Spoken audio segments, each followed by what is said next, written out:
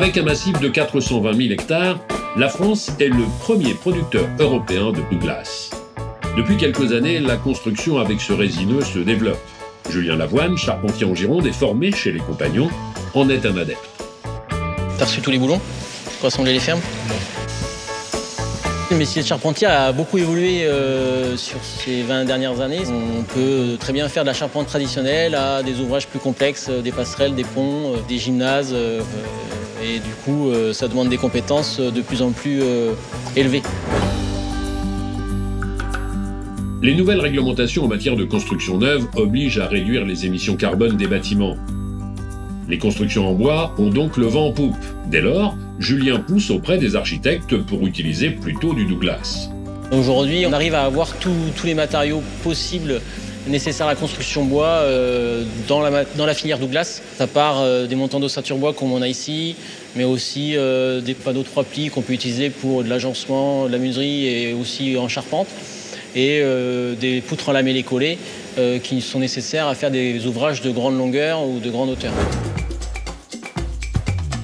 L'entrepreneur réalise de nombreuses maisons individuelles de la région, comme ici à Aubetin, où il a voulu donner à cette résidence des airs de cabane typiques du bassin d'Arcachon.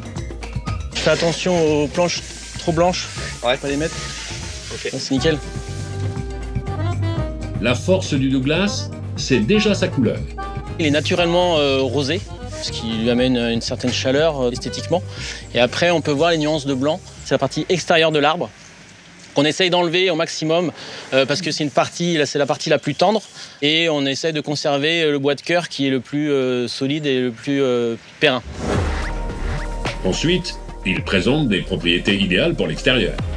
C'est un bois qui est naturellement imputrescible et qui a une résistance aux insectes et qui n'est pas sujet aux intempéries. À l'intérieur de cette maison rénovée, il a recréé tout en Douglas une structure autonome avec une charpente en bois massif qui soutient l'ensemble de l'étage. C'est un bois qui est très agréable à travailler, qui sent bon déjà. Et c'est vrai que quand on est charpentier, on aime bien toucher, sentir les éléments. Et c'est un vrai plaisir esthétique et visuel. La charpente subit des contraintes de charge par la toiture, par les éléments, le vent, la neige, etc. Et le Douglas, il est assez solide. Il a une densité aussi qui fait qu'il correspond bien aux demandes qu'impose en fait la structure. Et voilà, donc il est assez complet dans l'utilisation. Au-delà du résidentiel, Julien réalise de plus en plus d'équipements. Et dans les domaines viticoles, où l'on utilise plus volontiers du chêne, le Douglas se fait peu à peu sa place. À Saint-Julien-Bechevel, en Gironde, le charpentier a réalisé cette halle de vendange.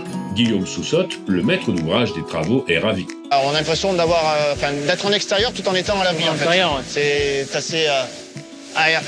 assez aéré, plutôt clair pour travailler. C'est un bel outil de travail du coup. Bel outil de travail. L'architecte a imaginé pour ce plafond en bois et en métal des coques inversées de bateaux. Pour Julien, ce chantier a été un vrai challenge. Les petites pyramides sont des petits volumes, des petites sections, donc voilà, il y avait un aspect assez technique et précis à l'usinage des pièces de bois.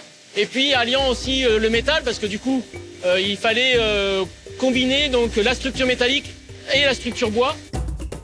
Là encore, c'est le Douglas qui s'est imposé car il possède une propriété indispensable à l'activité viticole. Comme il n'est pas traité naturellement, il ne rejette pas de polluants volatiles liés au traitement. Et après, il y a des essences comme le pin maritime, par exemple. Contrairement au Douglas, le pin maritime est une essence qui sent très fort. On fait de la térébenthine avec. Le Douglas, lui, n'émet pas ce genre d'odeur. Il n'y a pas d'altération sur le raisin et sur le vin. Comme un hommage à ce nouveau partenariat entre le vin et le Douglas, la Cité du Vin, inaugurée il y a 7 ans à Bordeaux, a été construite tout en verre et en Douglas, avec notamment ces fameuses épines qui s'élèvent dans le ciel.